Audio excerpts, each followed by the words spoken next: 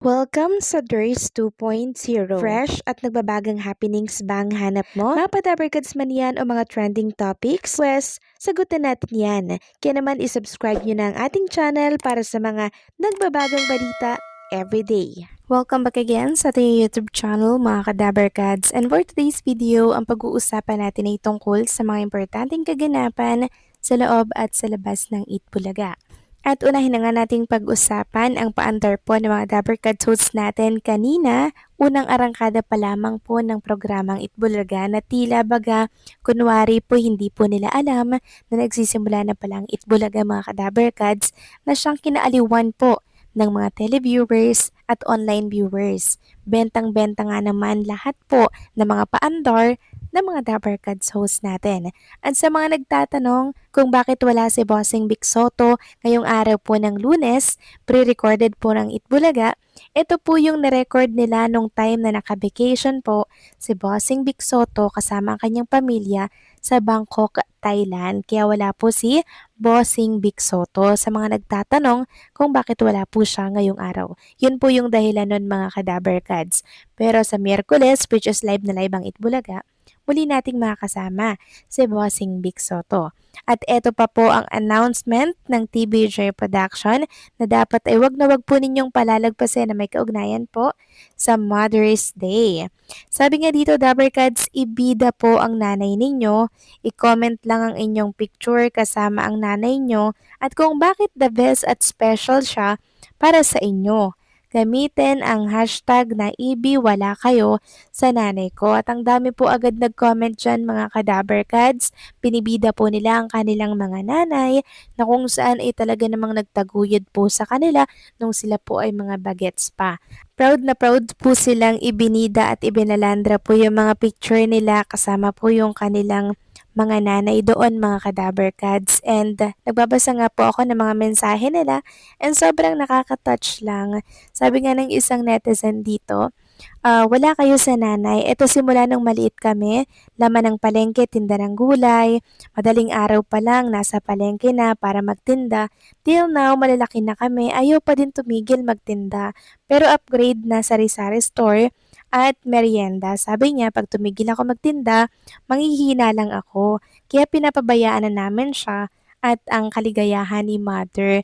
So, ayan po mga Dabarkads, nakakatuwa lang, di ba? Ngayon po talaga yung mga nanay na laking probinsya na parang pag wala po silang ginagawa, parang nangihina daw. Kasi yun po yung nakagawian po nilang trabaho mga Kadabarkads. Kaya kung anong hilig ibigay ay yan po ang nagbuhay at yan po ang nagpalaki sa kanila. Kaya happy Mother's Day sa mga nanay. So malapit na po kasi ang Mother's Day mga Kadabarkads. Kaya sana mapili po or isa po kayo sa mapili na ibida ng Itbulaga ang inyong mga pa-hashtag na kwento. Samantalang next topic naman sa mga nag-aalala po at nangangamusta kay Ruel Carino, mga Kadabarkads. Meron nga pong inilabas na video greetings or video statement itong si Ruel, or itong isang admin po ni Ruel Carino na nagsasabi pong okay na po si Ruel Carino. At sa oras daw po na makakuha po siya ng Fit to Work clearance para po balik na sa Itbulaga, babalik na siya sa Itbulaga. Pero until wala pa nga daw siyang Fit to Work, mga Kadabarkads, hindi po siya Itbulaga pa. Kasi syempre, kinakailangan po na fully recovered na bago siya sumalang sa programang Itbulaga. Actually, gustong-gusto niya nga pong bumalik Pero yun nga po, hindi pa siya pinapayagan kasi wala pa nga siyang certificate ng Fit to Work. Sabi nga dito to all the Ruel Carino fan, okay na po ang ating bunso, Daryl Ruel Carino. Kaya wag na po kayong mag-alala. Malapit na po natin siyang mapanood muli sa Itbulaga. So konting hintay na lang mga Kadabarkads. Dahil makakabalik na po si Ruel Carino sa programang Itbulaga. Samantalang next topic naman, pag-usapan naman natin itong naging mensahe po at pagbate ni Alan Kay kay Wally Viola, mga Kadabarkads. After po ng kanilang pagsugod bahay kay Wally Viola, eto't may mensahe pa po si Alan Kea. Sabi niya, "Happy birthday, Wally. Dabarkads mo kami forever. Pagaling ka. Love you. Surprise." Tapos bumati po dito si Ruby Rodriguez, mga kadabarkads. Sabi, "Happy birthday, Walter James Bayola." Then bumati rin si MJ Lastimosa at marami pa pong iba. At hangad nga nila ay mabilis na pag-recover ni Wally Bayola. Samantalang next topic naman, sa mga nagtatanong kung naalisan daw po ng binte or ng paa si Wally Bayola, mga kadabarkads, hindi po ha, lilinawin lang natin, hindi po.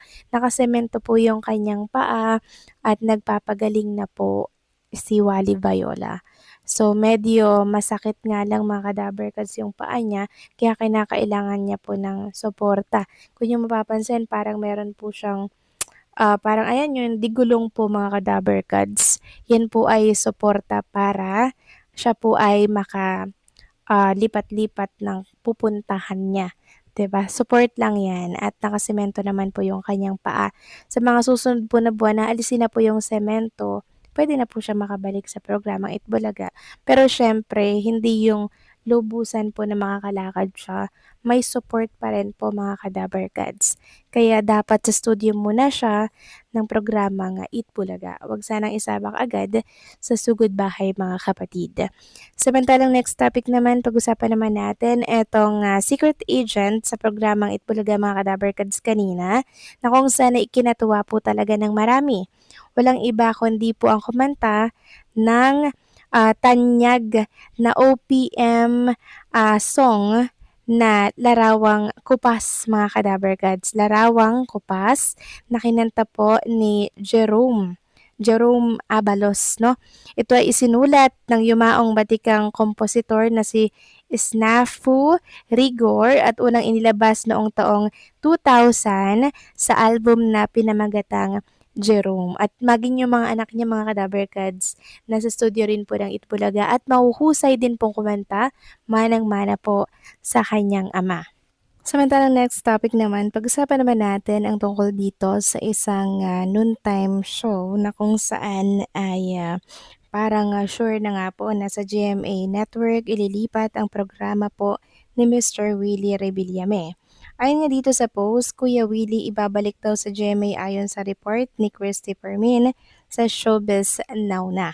So, di ba may It's Showtime na po sa GMA Network. Ang usapan ngayon sa GTP Heart of Asia daw ilalagay itong Wawawi ni Mr. Willie Rebillame. Ayon pa nga po sa report mga kadabarkad, since sabay-sabay nga po na hindi maganda yung impact ng kanyang mga programa po mga kadabarkads, it's time daw na baka pwedeng magpahinga na lang muna si Mr. Willie Rebillame dahil parang nasasawa na nga daw po yung mga televiewers. Tapos eto nga't napapabalita na ililipat sa GMA Network. So hopefully mag-work dito mga kadabarkads, 'di ba? Kasi doon sa All TV, kokonti lang talaga yung viewers. Dito sa GTV, kahit papaano, ang dami po niyang viewers dito dahil malaki po ang sakop ng naturang channel. Kayo ba mga kadabarkads, anong masasabi niyo dito? Please comment down below.